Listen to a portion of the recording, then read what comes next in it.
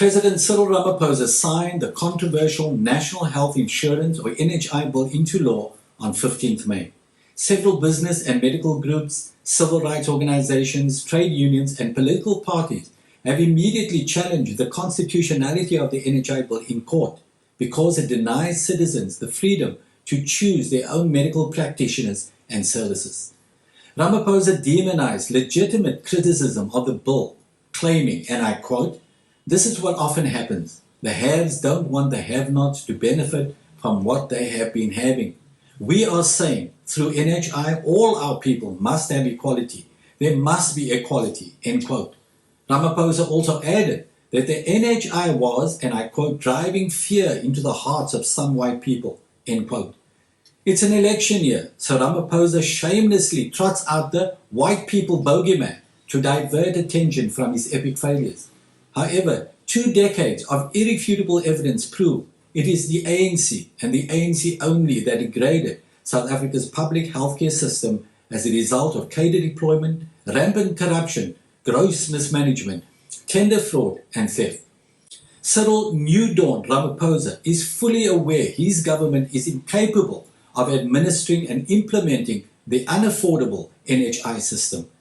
Analysts estimate it will take 10 years to implement as a result of its complexity and funding requirements. But South Africa's massive national debt and crumbling infrastructure ensures the NHI will remain a pipe dream. Signing the NHI bill into law was nothing but a cheap and cynical election stunt, promising millions of desperate people free, decent healthcare, which the ANC regime is incapable of providing, reveals the appalling depths Ramaphosa and his ilk will sink to cling to power.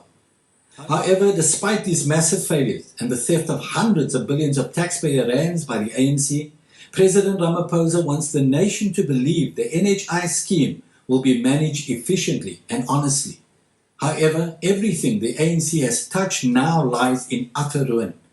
The ANC government will have to raise an estimated 250 billion rand to fund the NHI scheme. This will require unprecedented personal tax increases for an already overburdened taxpayer.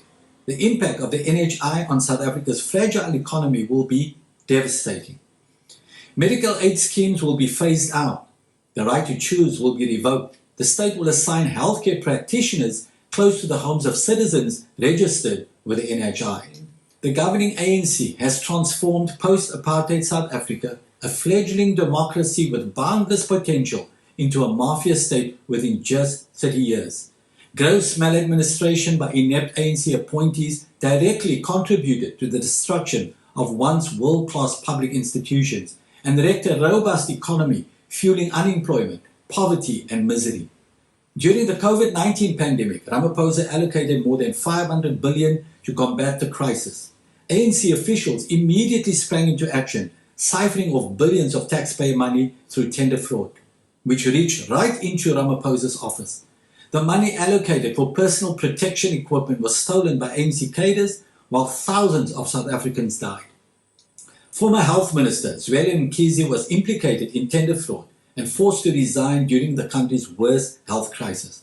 ANC cadres stole more than 1 billion rand through a tender fraud scheme in which they grossly overcharged Tembisa Hospital for supplies. A health department financial manager was assassinated for alerting her boss to these crimes. Government will have to create a massive and complex bureaucracy to administer the NHI, but the ANC regime has proven overwhelmingly that it cannot manage complex systems. The National Student Financial Aid Scheme is a case in point. This scheme was allocated 48 billion rand to fund the studies of qualifying students. However, its board was recently dissolved and it is currently under investigation for corruption and fraud and failure to fulfill its mandate. The Road Accident Fund was also investigated for corruption and fraud, totaling hundreds of millions of rands. Both the Student Financial Aid Scheme and the Road Accident Fund leadership was appointed by the ANC regime. When these schemes collapsed, not one ANC official was held responsible, despite losses of billions of rands to the overburdened South African taxpayer. The National Assembly passed the BELA bill on 16 May, despite overwhelming public opposition. President Ramaphosa is expected to sign the contentious bill into law even as several civil rights groups and political parties declared the intention to challenge it in court. Another controversial bill, the General Intelligence Laws Amendment Bill, or the Spy Bill, was rushed through Parliament to be signed into law by President Ramaphosa before the elections. This legislation grants the shadowy state security agency undue authority to spy on citizens or opponents of the ANC for alleged national security purposes. The ANC regime's haste to enact the hate crimes, NHI, BELA, and spy bills before the 29th of May elections reveals their desperation and slavish submission to UN agency bosses. In addition, the World Health Organization, or WHO's Global Pandemic Treaty, is being finalized and expected to be ratified by various nations at the end of May. President Ramaphosa fully endorsed this treaty despite warnings it threatens national sovereignty.